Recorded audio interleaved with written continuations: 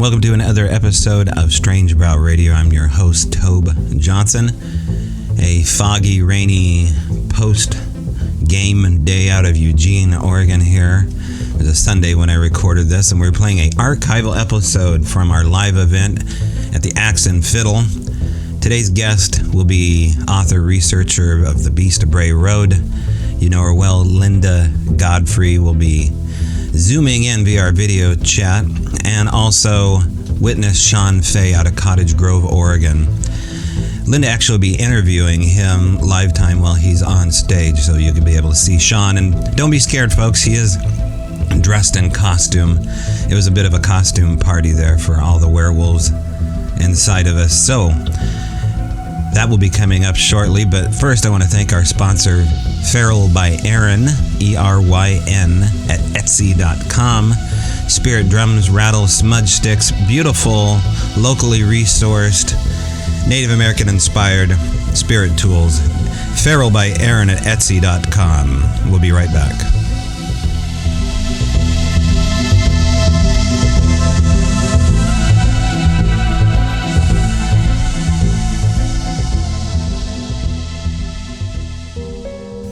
As I said, Linda Godfrey and Shaun Phay will be our guest here on this archival episode of Strange Brau live events from the Axe and Fiddle.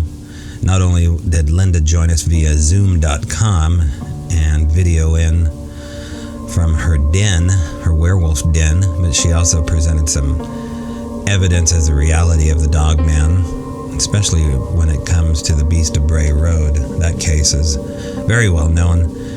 She was also the judge and jury over our costume party, where we had some of the audience members dress up, follow the rules. Not very many of them, though. A lot of rule breakers in the crowd. We had a wear pumpkin, a wear blackbird, or wear crow, rather. And I think we even had a frothing at the mouth wear panda. So luckily, Linda has a good sense of humor, and I think she picked out 3 winners. Anyway, you be the judge yourself. Enjoy this live video from the Axe and Fiddle with Linda Godfrey and witness Shaun Phay.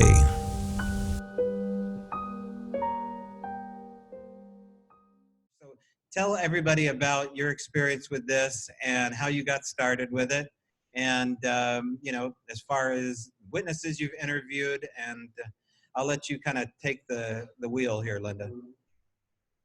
Oh, thanks. Well, there have been a lot of witnesses over many years. I think it's 26 years now since this thing first came out. And the reason I was involved was that I had just become a newspaper reporter in my hometown of Elkhorn, and found out that people around town were saying there was something that they called a werewolf, just for lack of a better term. I don't know that any of them really thought it was a werewolf, but it looked like your mental image of a werewolf. It stood upright, it had a head like a German shepherd, pointed ears on top of the head, a muzzle, walked on its toe pads like all canines do. And it wasn't hurting people, but it was scaring them. You know, it would jump out of the corn at them, run around till they were really just frightened, and then run off into the corn or whatever cover was near there. And I was mildly interested at first, and then it just happened that I was working with the county animal control officer on a different sort of story, and I said, hey, have you heard about this thing people are saying they're seeing out on Bray Road? Bray Road, I should add, is maybe a 3 to 4 mile long road, leads out of town toward a highway. It's also a shortcut to the hospital. It really isn't like a spooky woods type of place. You know, it's open for the most part, lots of family farms. So, it seemed like an unlikely place. And I asked him when I asked him if he had heard of it, he opened his drawer, pulled out a file folder marked werewolf, much to my shock and surprise. And he said, oh, you mean this? And he opened it up, and sure enough, there were reports and contact information from people who had been calling him, because he's the county officer on that beat, and saying, I saw this thing. That's what they didn't know what to call it. They said if there was such a thing as a werewolf, this would be it.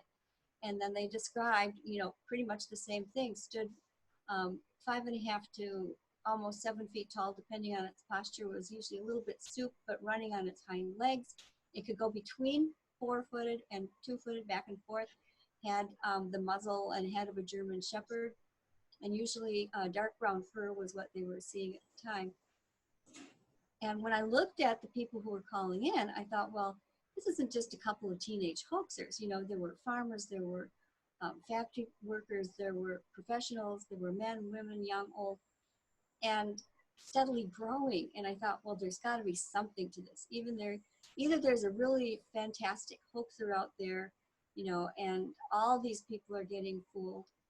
But it didn't seem that way, because a lot of the sightings were happening at odd times and in odd places near Bray Road, but not on it, where, you know, if you were a hoaxer, you're going to go to the place where the most people are going to see you. So I started investigating, and when I interviewed these people, they seemed sincere to me. They didn't seem like they were making anything up.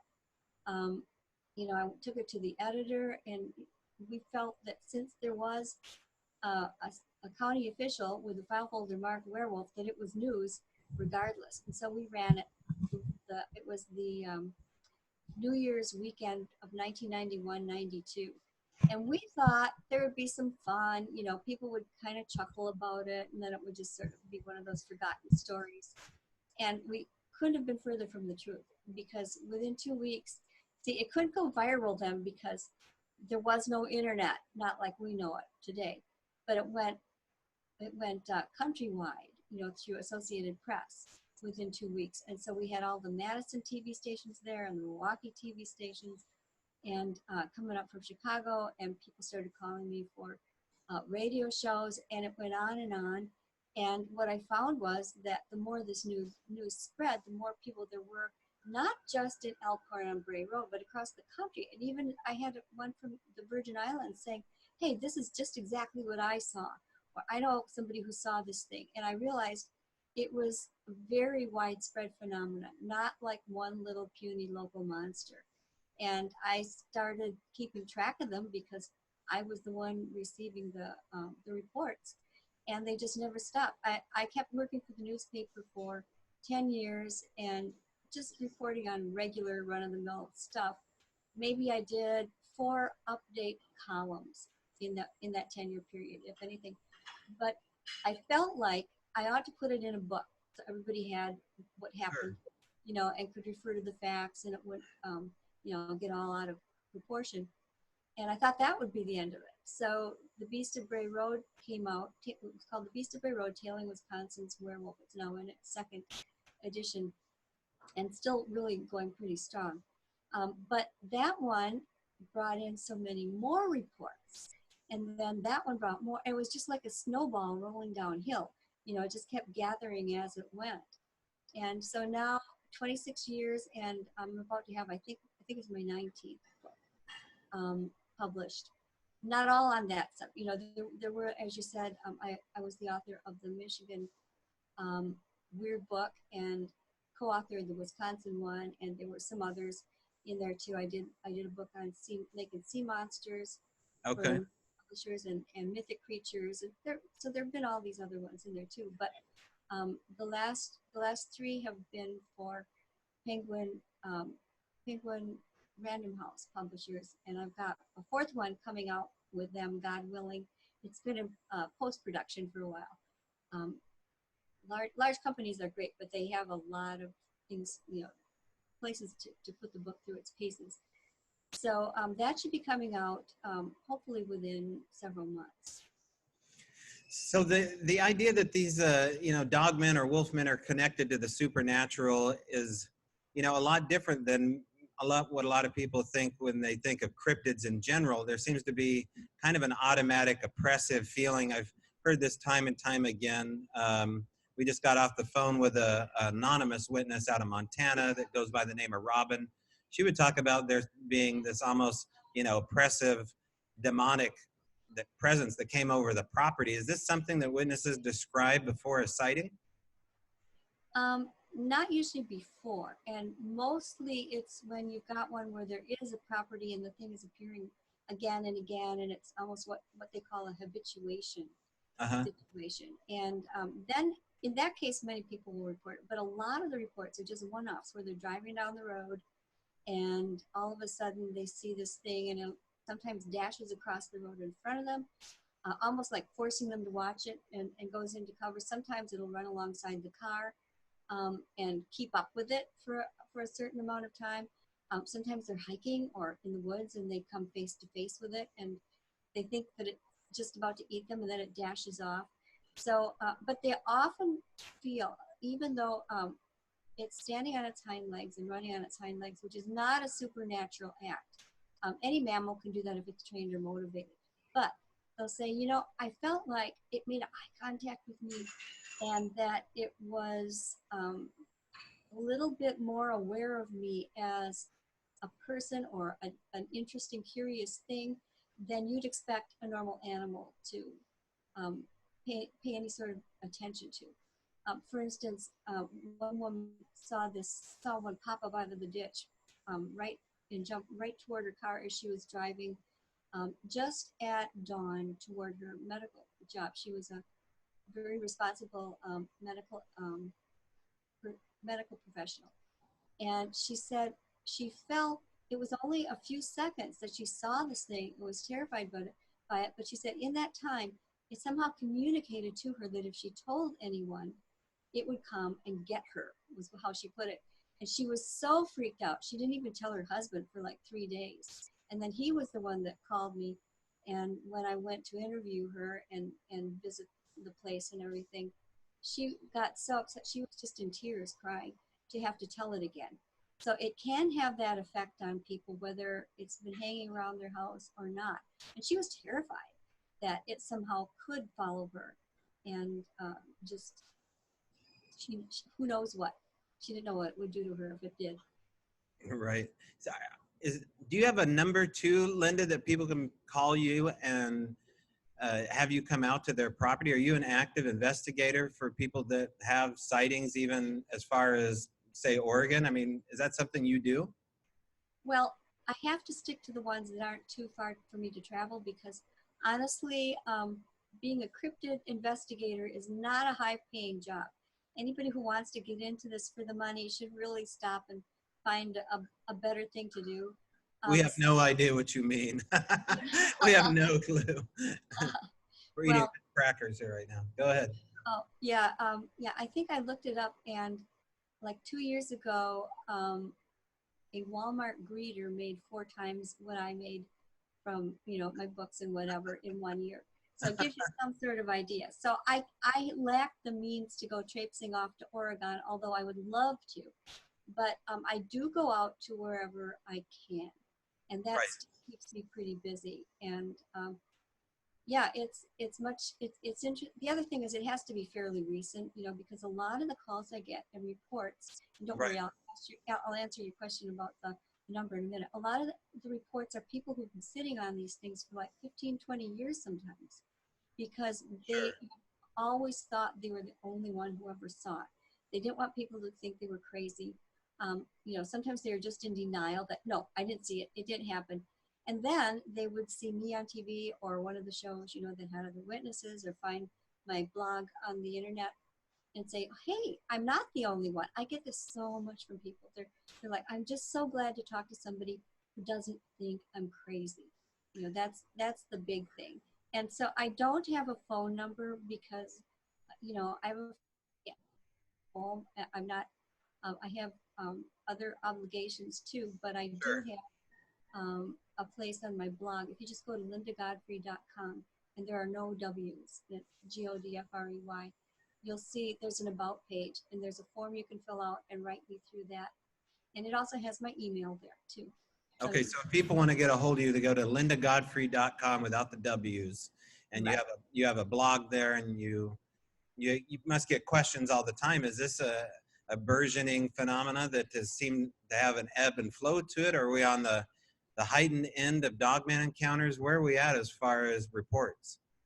Well, I think that there are more reports these days because there are more people who put their name out there as somebody that can be called, you know, and that's fine with me because I couldn't possibly handle all the ones that there are in this world. You know, there are It's just more to it than one person could do. So that's great. And I do think that there are more reports now, partly because there are some more people. For a long time, I mean, it's really only like the last 3 or 4 years that it's kind of exploded on the internet. Before that, most investigators really didn't want anything to do with it because I think some people felt it would downgrade the Bigfoot as a phenomenon, but I think they just reinforce each other. So the other thing is that people have learned, others have seen it, and so they're not so afraid of coming forward themselves. They're more willing to tell what happened to them some years ago. And now also, if you do have a sighting, people will tell me that they had the sighting, they didn't know what it was, they went straight to the internet, which is what everybody does nowadays, and Googled it and found me.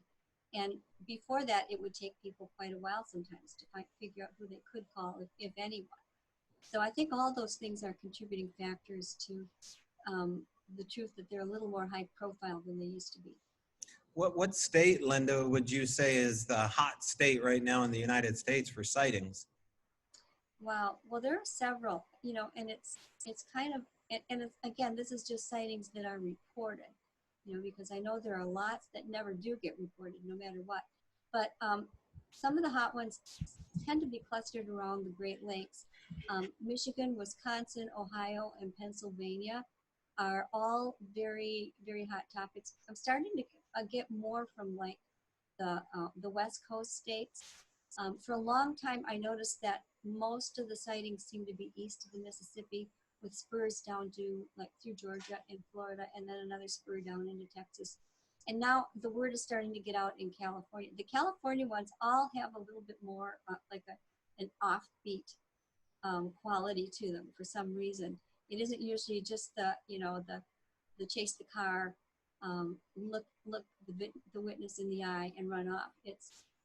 There's often something just a little bit strange about them. You're saying California has more supernatural encounters with dogmen? It seems that way. Okay. Yeah. And my last book, Monsters Among Us, was devoted to exploring that weird range that I often hadn't really known where to put them before, you know, or that I might have, until it sort of reached critical mass with these things, I didn't really know how to handle them. I didn't know if I should be telling all these sort of straightforward stories, and then the one where a man sees a dog man glowing blue all over his fur. And this is a very highly credible person. His wife saw it too, the middle-aged people. You know, it's hard to refute. There's a whole story that goes to that. But so the last book, Monsters Among Us, goes through stories of that vein, you know, transformational ones and things that I really haven't talked a lot about before. And that book also, you know, I've had the idea that maybe, even though these are all very strange sounding to us, that they have some sort of association. And toward that end, wherever there was an encounter where we had a pretty close date and knew where it was, then you can go to the internet these days just so easily and see if there was a solar flare, see what the phase of the moon was, find out if there were UFOs in the area, you know, and then see if there were any correlations. And even though this wasn't a very big, you know, number of things statistically, one book, I think it set up a pretty good format that someone could follow. And I did notice that at least in the ones that I had, solar flares were far more often linked than were phases of the moon, full moons. And with the moons, with the moon phase, it was mostly like the 3/4 moon rather than the full moon. It was okay. So 3/4 moon, more sightings? Yeah, at least for all the different ones I had in this book. And these covered, you know, Canada, and there were some from South America and both sides of the U.S. and all over. So it wasn't, it was a wide sampling. How far does this all go back as far as your research in the Great Lakes area? If those are, it seems to be where a lot of the hotbed action is coming up from, the land of the lakes. Has it always been that way as far as back to the oral or written record? Well, by oral written record, you mean like early newspaper reports? Well, with the Native Americans, have they, I mean, obviously they're using words like skinwalker, but do they have other names? Yeah, they do. A lot of tribes have their own names in their own language, Hmm. but the ones that I've talked to have all been aware of both Bigfoot and the Dogman, if you want to call it that. Although it really looks more like a wolf than a dog, I think. So I use Dogman, man, wolf, wolfman, kind of interchangeably because Yeah, I like Wolfman better. yeah, Wolfman's pretty cool. Yeah. But whatever, they have their own name, and they usually tell me something along the lines of these things were here before people. They came from the spirit world. The spirit world is entered and departed from through fresh springs, Yeah. so like rivers or spring-fed lakes. And then when they want to, they can go back. When they're here, they're mostly corporeal. They can eat, drink, leave footprints, mate, all that kind of thing. But it appears that there's some sort of a sliding scale that's between fully embodied here on Earth and fully in the spirit world. And somewhere in between, they can be partly transparent. They can do things like influence people, maybe through their electromagnetic field, that sort of thing. Everybody's looking at these same few sorts of characteristics, and there's a lot of disagreement. But it does seem to be an overall agreement that they can have this sort of uncanny effect on people. That we really maybe some people think it's maybe infrasound, real low sound waves, that Right. sort of thing. And then they can be back in the spirit world when they want to, and that's why you don't find dead bodies. And I have to say that this paradigm really fits all the witness reports the best. It's the one that covers everything and fits it, and that's why I've always kind of referred to it and keep it in mind. What kind of personal encounters have you had? Well, it took a while. I think it was, I might have seen the upright back of, or spine probably is the better word, of a Dogman when I was there with a History Channel cameraman, and we were in this way far out place looking at a place where three witnesses had seen this thing. It was the wee hours of the morning. It was like 90 degrees even at that time. It was getting ready to storm. And everybody was kind of nervous because we were hearing rattlings in the bushes and seeing eyes in the bushes. There was a motion detector that kept going off. And all of a sudden, something ran across the road. Of course, the cameraman had his camera turned the opposite direction, but there was a floodlight that we had lighting up the road, and it ran across, and all I could see was the spine of something. It was an upright spine. It was covered with gray fur, and gray was the color of fur that the witnesses had seen out there. And it blotted out momentarily as it went past a road sign, blotted out this road sign and just kept going. And when we measured the road sign, it would have had to have been 7 feet tall in order to have blotted that out. So now I can't say for sure that this wasn't a human in a suit, but man, I can't imagine being in that kind of heat and as humid as it was, and in a fursuit, if you've ever tried on one of those costumes. That would be the only other possibility is if some person had found out that we were going to be in this remote location and decided to spoof us for hours and hours and hours at night, Right. which I find kind of unlikely. That was probably in around 2007 or 8 or so, and it took until it was 2012 when I started having some incidents with Bigfoot, and I actually have seen what I think was a Bigfoot. I think it was the same one, 3 times in kind of a related area in 2012. So, and I had a big encounter before that. I call it the Bigfoot branch theory. And if you go to my web blog, lindagodfrey.com, and go in the search box and type Bigfoot branch, it'll show you photos. It'll tell the whole story of how I saw what turned out to be a 35-foot long, brand new, fresh oak wood. There's nothing rotten about it. 8-inch diameter branch that was first twisted and then thrown down. There were 2 sharp cracks. The crack where it was twisted, the crack where it was thrown down 40 feet into the bottom of a kettle in the Kettle Marine State Forest. And I was not very far from it. It was But the whole story is in there. That one I couldn't see. The other ones I did see. It was too that one was too hidden by dense foliage, because this was a mature, very, very lush tree. It was not, there's nothing rotten on it ready to fall off, and it was not in a place where people would be, or anyone would have a reason to cut this branch down. And there was more to that. I immediately left the vicinity as soon as that happened, and went and got a couple of friends, and we went back there within half an hour. We didn't see anything, so we kind of cautiously went down there and measured the tree and looked to see there were no woodpecker things. But we did the one that didn't go down in the kettle and stayed as a guard up on the ridge screamed because she saw it. And this was a 20-year-old young woman, my friend's daughter, who didn't know anything about Bigfoot. Had never thought about Bigfoot, but she described it to a T. She didn't know there was such a thing as what is called a blonde Bigfoot. This was like a silver and beige furred creature. It ran out of sight into the bushes in the next kettle by the time we got there, but then it growled at us. And this growl was like something we've never heard. It just shakes your entire body, like you feel all your electrons are vibrating. The hair went up on the backs of our necks, and we could smell it too. It was, I could smell it to this day. And I had some wood that was evidently pushed off squeezed off the branch where it took hold of it. Because imagine the torque and the pressure it would take to break a fresh oak limb off of a tree like that. Sure. And I still have that, but that smelled for a good year, so the scent was still on there. And that's pretty convincing when you have an eyewitness, to a big action, an eyewitness to the creature itself, 3 people witnessing the smell and hearing it,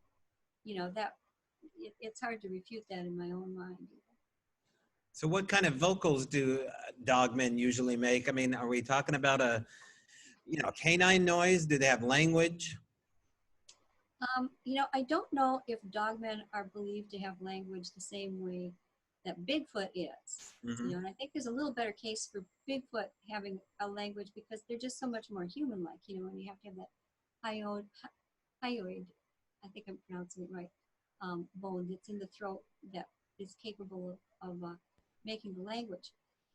With canines, they're just different, but I do have consistent reports of people who have met up with one like face to face, and it stopped and was giving them sort of a territorial, back off man sort of thing, and they said it would growl. And this is by people, this wasn't published at the time, different people telling me this, trying to imitate it, and they would say it was a very variably pitched sound that ranged from like a real deep growl to higher, and it reminded everybody of, remember those cappuccino makers that were in style a while ago? Like that. That's what they all described. It was this weirdly pitched thing. Yeah. And up and down like that. And really, it's kind of strange. You would expect to have them say it howled, but of course, usually the wolves don't howl natural wolves don't howl when they're sitting right in front of the prey. That's when they're snarling and trying to intimidate it. But I have had people say, that at the time, if they were living near some woods, they would hear howls in the woods or hear the sounds of what sounded like something getting killed or dismembered or whatever. Do they seem to have a sense of humor at all, Linda, like Sasquatch does? Are they? No. No. They don't. You're right. Sasquatch does, play little puzzles and tricks and games. These things, at least to my reports, now there are some people who may disagree. Maybe they've had a habituation situation. I know a few people who really think that they've got a good side, but they don't seem to like to show it. It's entirely possible that they do, but what they're usually displaying, to my mind, seems like aggression, territory protection. Like maybe this is their hunting grounds because they're fighting for deer. All the top predators, at least in Canada and the Americas, want deer, and so do mountain lions and bears. If they can get up, bears eat a lot of other stuff too. But the Bigfoot and the dogman are both very often seen running after deer as fast as they can go, or sometimes walking along, carrying a haunch, over their shoulder, that kind of thing. And so everybody wants the deer, and I think that they probably each have their own territory. I say that from my habit of mapping things out, you know, where they'll be sharing a general large area, but within that, I can tell you there's mostly Bigfoot on one side of this line, whatever it is, Right. DogMan on the other. So they seem to have this worked out. Neither one of them likes to have human beings messing around in their hunting or feeding grounds. I want to open the floor here. If anybody has any questions, I have tons of questions here. Anybody have any questions for Linda Godfrey? This might be the only chance you have, for crying out loud. Linda, what about forest lights, orbs? Oh, wait, well, I'll get right to you. What about lights and orbs in the forest in association with these? But those are sometimes reported. I've had a personal experience with this. Not a big woods. It was a farmland field, and a tree line where a lot of weird stuff has happened. And this is, I'll try and make it just general because Monsters Among Us has a very detailed report on this. But I've been working, literally doing field work in a hayfield with a gentleman who was a retired math and physics professor from Chicago who bought some land right at the end of Bray Road to feed his horses that he had in Illinois. And he started noticing that there were raccoons and badgers with weird mutilations. They looked like something had just zipped them open, scooped cleanly all the insides out, and then taken the insides, leaving the little fursuits lying there like, you know, an empty stuffed toy or something, once stuffed toy. And so he started putting out deer and things like that, and then really odd light formations and anomalies started showing up. And usually they would be centered around wherever he had a deer carcass laid out, which he started experimenting. I'd go out and kind of advise him, I'd try and help him figure out where to put them. Yeah, it started with a 60-pounder, and he was on like somewhere his 15th or 16th deer, and he had a 180-pounder out there. I think it was about 2 years ago in August. And nothing was touching this deer. And normally, even if it was one where there weren't light phenomena, you'd see turkey vultures, and there'd be skunks and, you know, all the things that go up and feed on carcasses. For some reason, nothing was touching this beautiful 180-pound carcass that really, it wasn't far rotted or anything like that. And I said, well, you know, let's do a nighttime stakeout and see if we can, maybe there's something bigger chasing away these other guys. And so we had my colleague Sanjay and Lee, that's the owner of the farm, and I sat out in Sanjay's car. We sat on the other side of the field so that we wouldn't bother whatever was coming over there, and had cameras and had things set up, trail cams set up on both sides. Well, we're watching, and there were other lights. There were planes coming in on a flight path a little ways away that went over the tree line. And I looked all of a sudden at one of them because it had stopped in mid-flight over the tree line. And as I watched it, it slowly backed up. And not just a little twinkling. I mean, this backed up, and it was a fairly good-sized light. And I said, guys, I don't think that one's an airplane. And so they looked. And when all three of us, and I think this is important, when all three of us had placed our attention on it, it immediately, it was like it homed in on us, and it began to proceed straight across the field toward us. It wasn't meandering. It wasn't like a little swamp light that flickered on and off. This was something that looked solid to us, and it was coming across the field directly to the car. And so we're all like, what is that thing? You know, we're trying to figure it out. I'm getting my camera up to my face so I can take, and trying to get in a position, because these two big guys, they're both like 6'2" in the front seat. Right. So I could barely see, and that's the direction it was coming at us from, so I could barely see it. So this thing gets to within 30 feet of the car. It was about 30 feet up and 30 feet away from us, and we estimated the size of a basketball. And it was spheroid. It was lighted, sort of seemingly from the inside. It wasn't like lighting up the place. It was like self-contained light, which is not a normal thing, you know. And I'm just getting, we're just trying to express ourselves, you know, and leave the physics and math teachers going, that's not right. That, you know, what is that? And just as I was about to take my picture, Sanjay had this impulse to shine the flashlight at it. And he did that.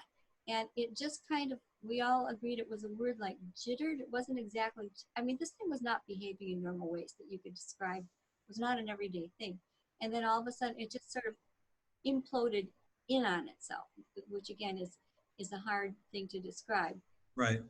And it was gone. And then we all yelled, you know, our favorite words. And Lee, again, the prior physics teacher is going, that's not right. That can't happen. There can't be such a thing. That's not what physics does, you know. And so we were all just completely amazed at it. And then Sanjay felt like he should get out of the car, and he did. He walked around behind some trees. He just wanted to make sure it wasn't there. And he came back in about 2 seconds and said, I feel sick.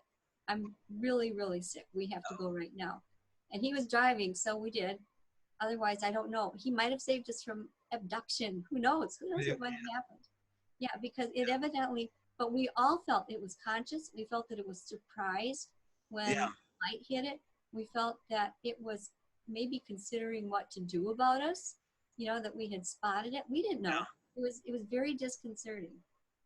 Yeah, we coined the term living light out here because they do have that consciousness to them. There's an organic living quality with this, you know, when you try to describe the light source that's radiating out of them, it's not mechanical, it's a living source. Right.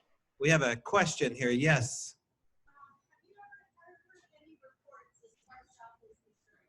Any reports as far south as Missouri, Linda? Oh, sure. Missouri is a pretty well inhabited state by DogMan. And in fact, I'm getting a folder together on them. I'm probably going to run a list of them in my blog one of these days if I ever get time to work on my blog again. But yeah, I've had a number from all over the state of Missouri. You can have this one. Linda, I'm going to introduce you to our witness here from Silverton, Oregon. Shaun Phay had an encounter, it looks like it was around 2011, the summer of 2011. I'm going to switch off the microphone here, and I'm going to introduce you. Everybody give Shaun Phay, our witness, a big round of applause.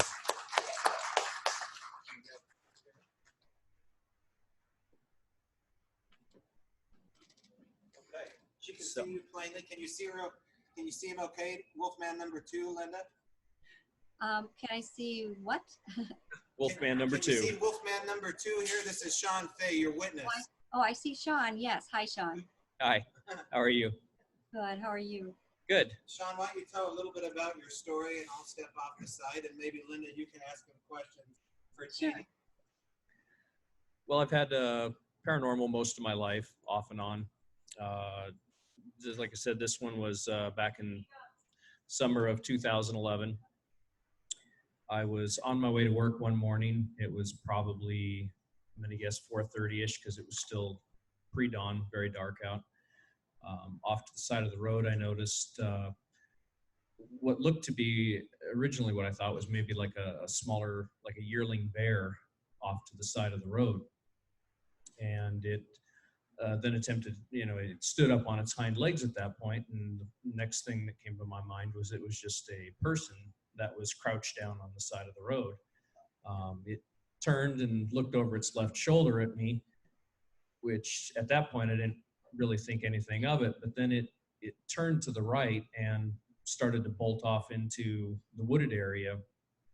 The one thing that I noticed right off was the legs were wrong. They were all backwards. It was dog-legged when it took off into a run, and it ran upright.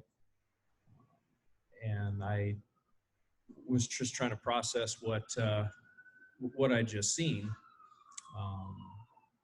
And then I called Lisa at that point, and she had, we talked a little bit about it. And it was probably about 2 weeks later, I was driving into work again, this time a little bit later in the morning. It was just daylight out. The fest hall, and I remember this is right around that time, they were just building the fest hall in Mount Angel for Oktoberfest. And so I was looking at all the construction going on and had looked away for a little bit off to the right-hand side. When I looked back forward again, there was something standing probably about 6-7 feet out in front of the car right off the front bumper in the middle of the road. And I hit the brakes thinking maybe that was like an elderly person because there was a retirement home right there. And as soon as I went by, this thing kind of ducked down and peered in the window at me and had kind of a, I don't know if I'd say it's like a puzzled or a confused look. And it was close enough that if I had stuck my arm out the window, I'd probably hit it. Hmm. It just then at that point disappeared. I looked around in the mirrors after I came to a stop and didn't see it anywhere. Thought maybe it had stepped behind the car and crouched down. So I pulled ahead and it wasn't anywhere to be found. Either side of the road, there was probably a good 200 feet in either direction where there's no obstructions. It's just open fields. Mhm. And for this thing to have turned and ran, it would have had to move extremely fast to get out of range that quick. So with that one, it appeared to me that it just kind of like apparated in the middle of the road, was standing there, and then just disapparated after I had gone past it. Wow. Like I said, I didn't have any negative feelings or anything about it.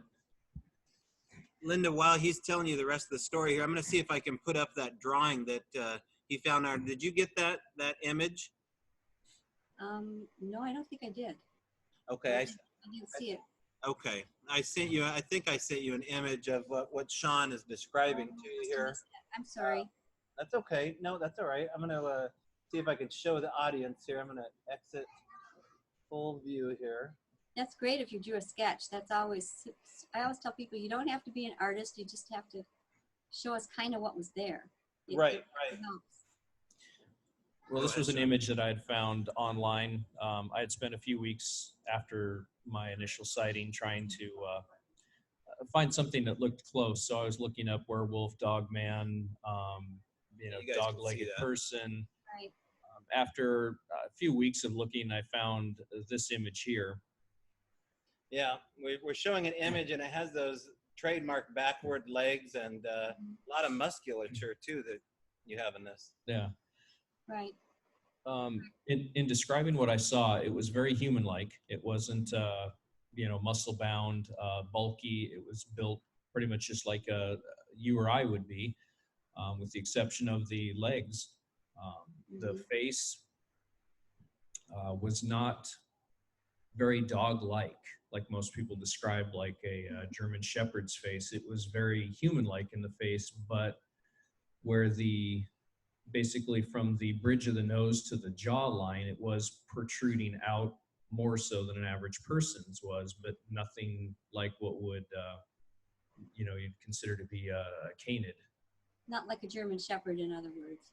No, there was maybe at most, an inch or two tops protrusion. Right. It looked very human-like in the face, except that just the mouth and nose portion seemed to be kind of like pulled out a little bit further than what you would normally see in an average person. There are people who have that. It's sometimes a birth condition. It's called a prognathic jaw, where that whole lower part of the face does stick out. In fact, I just heard a new legend of one in Milwaukee. There was a woman who had that condition, and people just called her Dog Girl. And they said she really did kind of look very canine-like because she had that condition. So, but then you have the legs exactly correct for a canine. And the thing is that they walk on their toe pads. Digitigrade is the fancy word for it.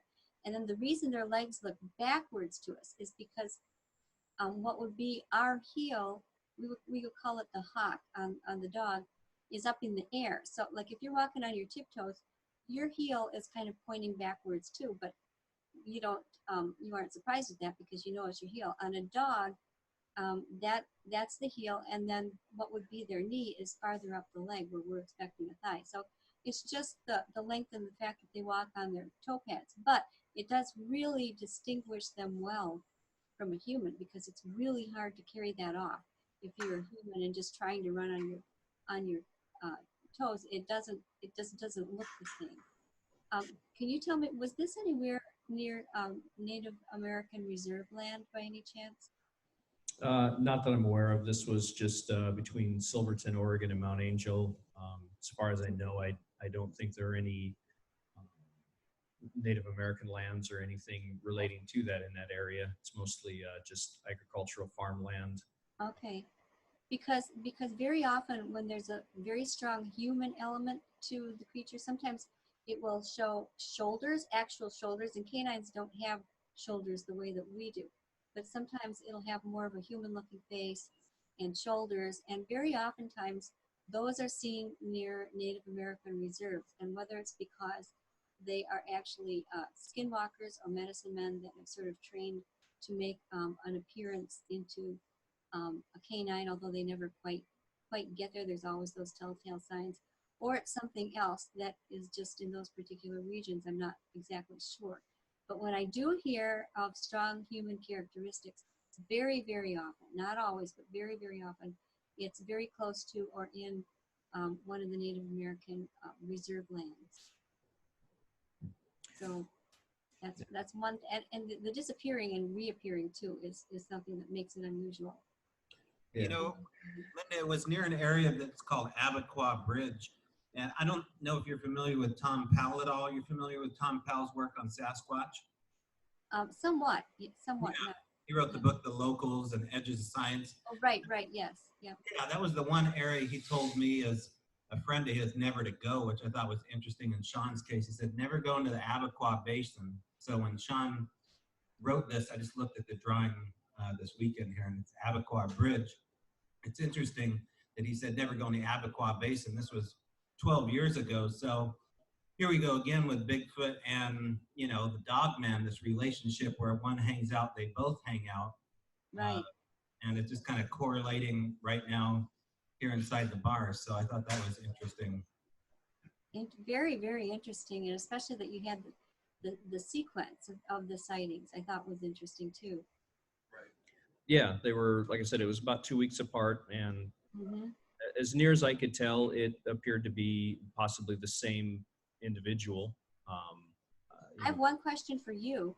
How now you've been very good at telling us the details and what happened in the things. I want to know how these sightings made you feel. Did you have an emotional reaction to them? Did those feelings last? Did you feel there was any like takeaway message from them, or that they were trying to communicate in any way? What was that side of the coin like? Feeling wise, I didn't really get that there was a message. Yeah, on the second time, but like I said, it was it looked puzzled, like it possibly didn't know where it was or who I was. I don't know if it was a look of surprise or just general puzzlement. I didn't get any negative feelings from it, but it was malicious.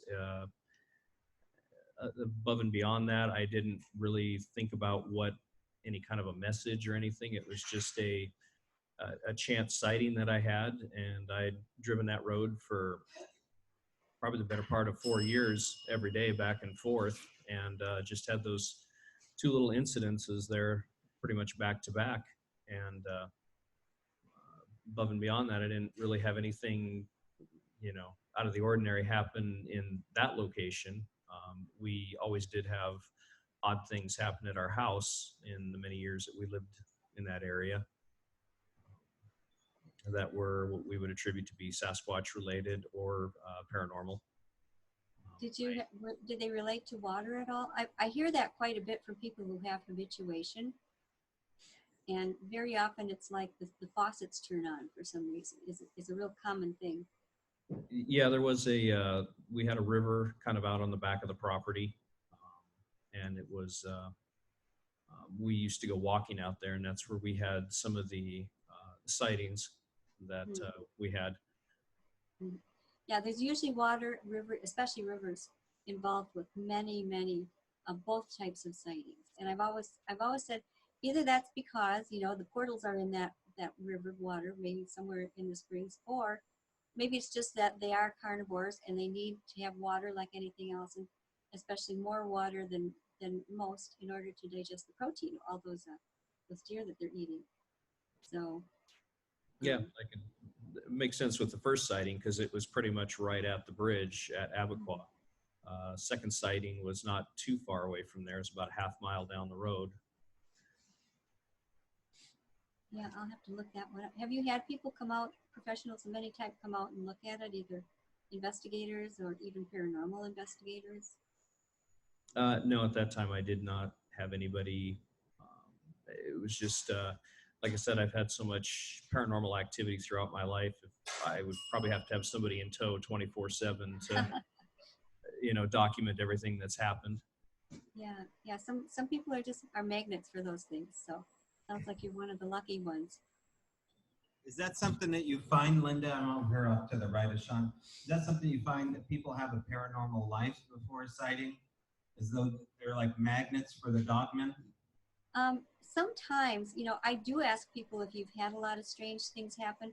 And honestly, though, especially with the dogman, I think more so with the Bigfoot and less with the dogman, people will say that was the only strange thing that ever happened to me. Or it's like 50-50 normally. 50 maybe, and maybe a little fewer with the dogman and more with the Bigfoot. But some people have had them for years and feel that once they see it, it follows them, from that point on.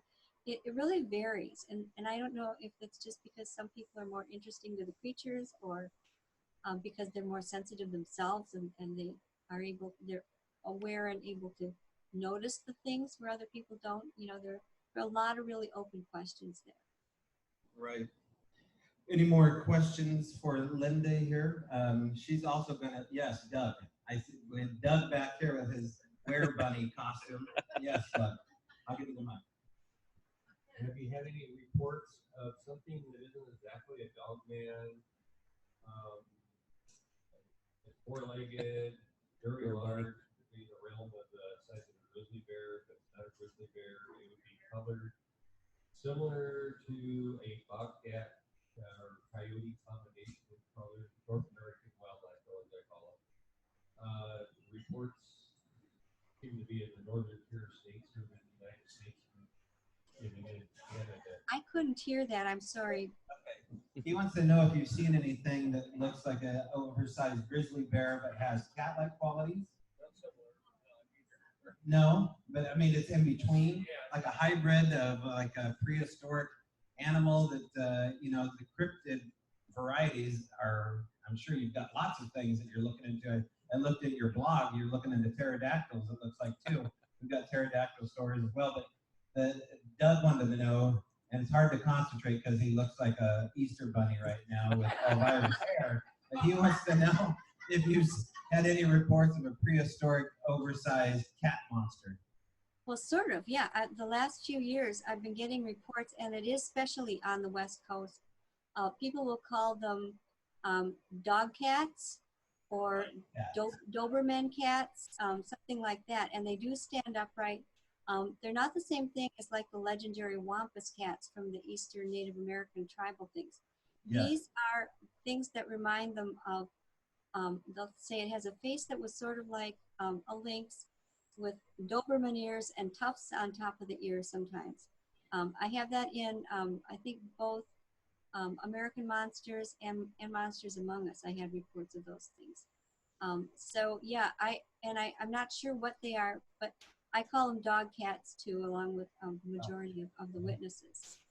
And there's another category of really large canines that are not cat-like at all, but people will describe them as the size of, say, a mini pony or a bull calf, something like that. And that these things are especially known for riding alongside or running alongside cars at night. And almost everybody will say its back came up to the top of their car door, or it was even with the height of the hood of their pickup truck. I mean, they're really massive, they're really fast, and they often are trying to shoulder or bump the car off the road. And I heard one not too long ago from someone that it almost succeeded. It got the car kind of skidded over, and they were luckily able to recover it before the thing could get over them and to them and do anything. So that's a whole nother category that will be featured in a very large chapter in my next book. But it's taken all this time because, again, I would get these just once in a while. They didn't fit with the other things because they don't walk on their hind legs. They're just too massive to be a normal canine, and people recognize that. And plus, they're so interested in getting their car bumped off the road, which is unusual too. All right, any other questions out here? Yes, Francis, nice and loud for me. When I hear you talking about, I'll repeat the question to you too, Linda. Okay. I'll let the audience member ask me and then I'll tell you. Go ahead, Francis.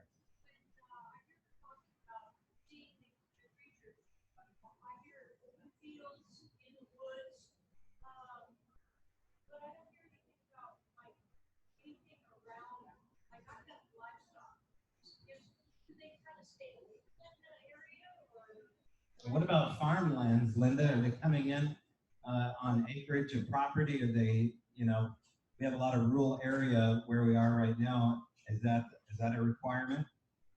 Well, Bray Road is almost entirely open farmland with just a few little pockets of wood, you know, just to give you that one main example. And yeah, it's almost like they're sort of like wolves and lynx and coyotes. They're almost seeming to be driven out of where they've been, you know, living for however long, because the humans keep going in and we keep cutting down woods and, you know, using former woods for crops and whatever. So I think they're almost forced to, but it is true. And even into, surprisingly, into areas that are, you'd think something like that would never come, some type of neighborhood in an occupied town or city. I had one lady who had these huge prints across the mulch in her backyard. And she saw this thing that she thought at first was a man in a fur coat walking under a tree branch along the back of her backyard with houses along every edge of her yard. And because one of the neighbors had a good porch light, she saw it, and when it got closer, she realized it was no man in a fur suit.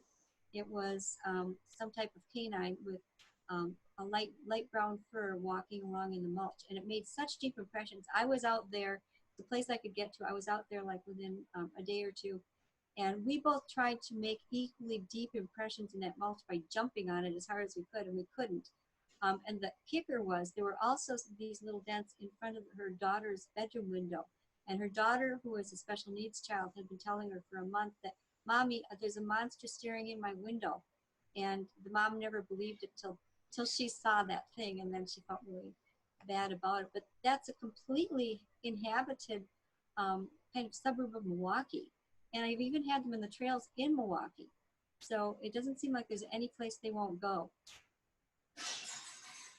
I have one question along the lines of tracks. Have you ever come across or had anyone report of a track that has almost like a standard human-like heel, but then has 3 large bulbous toes?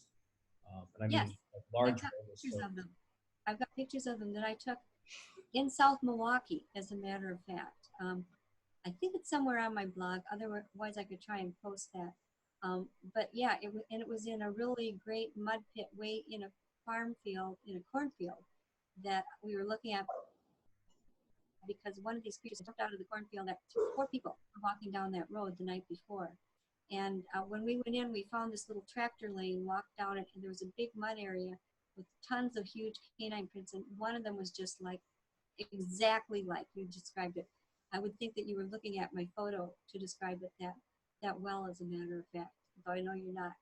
But yeah, those do show up. And sometimes they can be explained by, in this case, you could see what had happened. It was chasing a deer. You could see the deer tracks.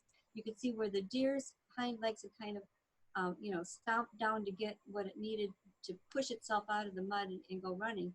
And this thing did the same. It rocked back on its hock or heel so that it could get the leverage to spring out after it. You could see the hocks coming down to join with the toe pads to make like an almost human-like print.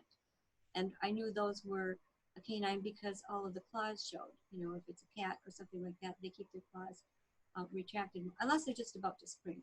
And this thing was going after the deer. We did follow it. It looked like the deer got away, actually, in this case. But we saw both. It was almost like a textbook. You could read what happened. It was really cool. One last question here, Linda, from the last witness we had that's going by the name Robin out of Montana. She just texted a question here. And her question was, her DogMan or Wolfman encounter, she saw, the full body of it, but she described it having human genitalia, male genitalia, I've without heard that before. without the sheath that you would see on a canine. You Yeah. heard this as well? I have heard that before. I've heard it said about both the Dogman and the Bigfoot, although they don't always. Sometimes, and I'll ask about that if they could tell if it was a male or a female, and they'll just say no. It had a lot of very thick fur, all over, and nothing showed. But once in a while, I will hear that, and people will say yes, I knew for sure it was a male because you could see exactly what was there. And sometimes there will be ones that we can assume perhaps were females because they're followed by little ones, also upright. Well, I know you have a hard out, so before you go, one of the things we talk about doing here is we have about 7 participants of a different kind of wear costume. Not everyone's a werewolf. We have a werecrow, we have a were teddy bear, we have a were panda. We've got all sorts of were creatures here. I'm going to stay out of the contest. So what we're going to do here is I'm going to cue up some music here, and maybe that'll just be me singing. One by one, I'm going to have these were creatures come in front of the laptop, and I'm going to shine a big old candle flashlight in their face. And then you take a look, and we need a first and a second and a third place winner here. And then we will release you back to your love and passion of the DogMan world. So without further ado, Shaun, you stay where you are, because I'm gonna illuminate your face. I'm gonna take this. I'm gonna go ahead and put the microphone here. Okay, so this is DogMan number 1 here. We can get a little bit of an image. Can you see him okay, Linda? Give him a hand. Yes. Ow! There we go. Okay, it's a little bit hard to see, so I'll stand by like this. Okay, next up with our costume, you want to come up? Oh, you can be the light holder? Okay. Next we have up our were pumpkin. All right, come on up here. All right, were pumpkin. All right, grab a seat here so she can see you good. Okay. All right, there you go. Okay, nice and close with that light. A little bit closer there. Okay. There's our were pumpkin. I'm a fellow Wisconsinite. Yeah, she's from Wisconsin too. I'm from Rhinelander. Oh, sure, the hodag. Home of the That's hodag. right, yeah. Hence the costume. All right. Next up, why don't we have our rabid panda bear? Come on up here.